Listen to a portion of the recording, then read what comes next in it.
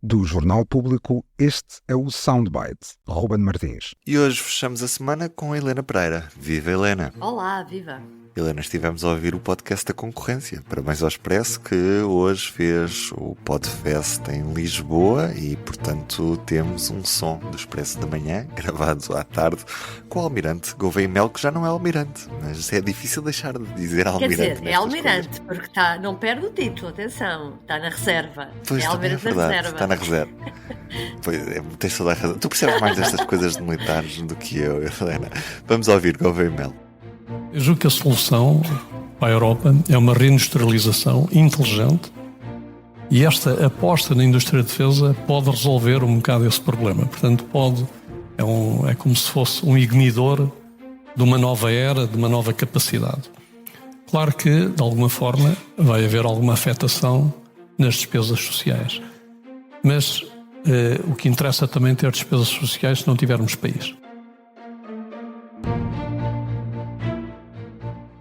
Helena, Gouveia Mel aparece de fato já, não é? Obviamente já não pode usar o traje militar e aparece a defender um maior investimento na defesa porque, como ouvimos aqui, não interessa muito ter despesa social se depois não tivermos país.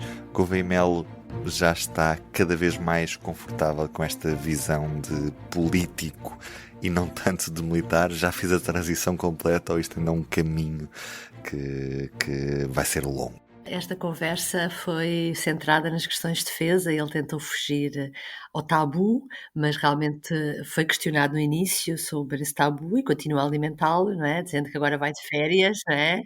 Vai de férias e depois logo se vê e conseguiu não responder a nada sobre isso. Mas depois, mesmo na conversa essencialmente sobre defesa, começou a falar sobre mais coisas do que falaria como chefe de Estado-Maior da Armada. E esta questão que colocam com a chegada de Trump ao poder e o facto de ele ter dito que a partir de agora os países europeus têm que tratar mais da sua própria defesa, que não pode ser os Estados Unidos sempre a correrem em seu auxílio. Esta é uma discussão que a Aliança Atlântica já estava a ter, no sentido de convencer os países a honrar o compromisso assumido em 2014, terem 2% das despesas que fazem com defesa. É um compromisso que existe, mas que não é, muitos países não o cumprem, e agora Donald Trump o que vai dizer é que esses 2% terão que ser 3 ou até 5%. Até já houve fontes próximas de Donald Trump a admitir os 5%. E no final do ano passado, o próprio secretário-geral da NATO, que é um holandês, disse uma coisa polémica, que foi isso que foi agora, com isso é que foi confrontado Gouveia Mel, que é onde é que a Europa vai buscar esse dinheiro para aumentar os gastos com defesa. Mark Rutte disse mesmo que os europeus têm que estar dispostos a fazer sacrifícios na área da saúde, da educação, ou seja, na área do Estado Social, e essa é a discussão que os políticos, quem gera o país, vai ter que tomar. E quando um homem como Gouveia Mel, protocandidato presidencial, é questionado sobre isso, a resposta que ele dá ganha outra importância.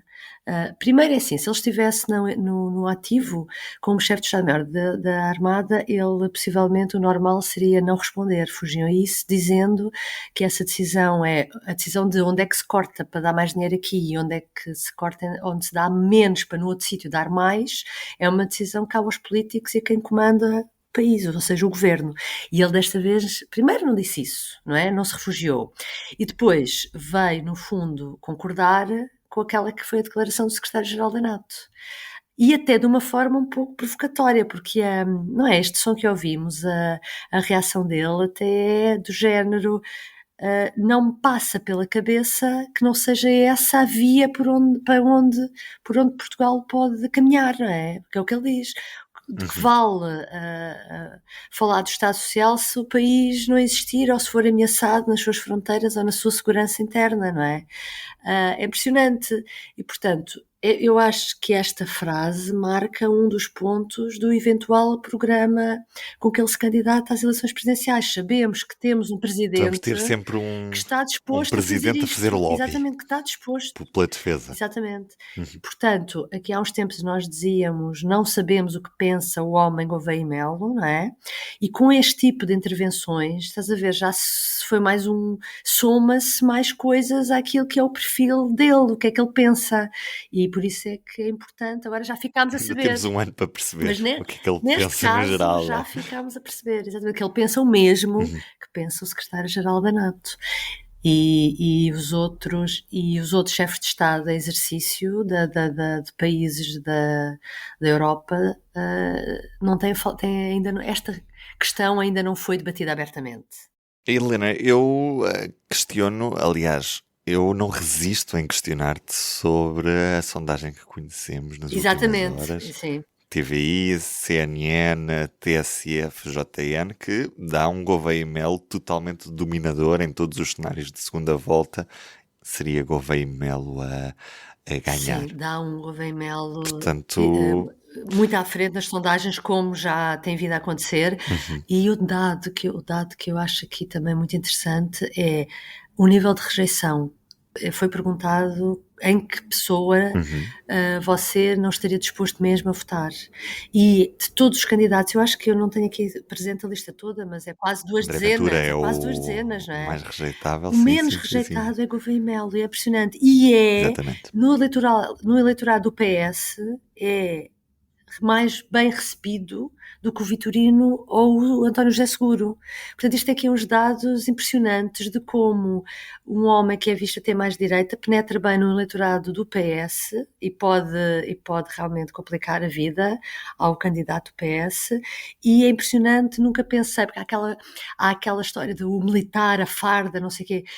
Não, as pessoas não se sentem inibidas, as pessoas gostam, exatamente, não se sentem aversão a isso. E ao contrário de 86, em que é mais clara uma luta numa eventual segunda volta entre uma direita e uma esquerda, o facto de eventualmente podermos vir a ter Gouveia e Melo na segunda volta vai complicar muito esta raciocínio que tanto na esquerda como na direita é feito sobre o Gouveia e Melo é sempre, não interessa porque é verdade que ele está em primeiro lugar nas sondagens, mas como será uma eleição a duas voltas, o que conta depois é a organização dos votos na segunda volta, na esperança, ou quem diz isto é naquela ideia de que os civis votam no civil contra o militar. Mas esta sondagem, as pistas que dá é que as pessoas não funcionam assim.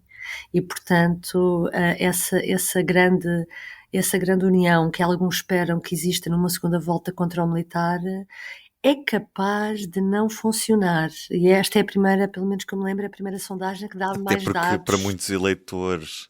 Eu imagino que para muitos eleitores de esquerda prefiram votar no militar a votarem num candidato como, sei lá, Pedro Passos Coelho, vamos imaginar, não é? Portanto, ou mesmo para muitos eleitores de direita, se calhar vão preferir votar no militar a votar em, sei lá, em Mário Centeno ou António José Seguro. Isto é realmente uma realidade nova que ainda estamos a... É interessante estar a estudá-la e a ver esses dados, sim. Helena, um beijinho e até bom segunda-feira. Bom fim de semana, beijinhos. O Soundbites é um programa de Ana Sá Lopes, Helena Pereira e Ruben Martins. A música original é de Ana Marques Maia. Siga o podcast na sua aplicação preferida para não perder os novos episódios. O público fica no ouvido.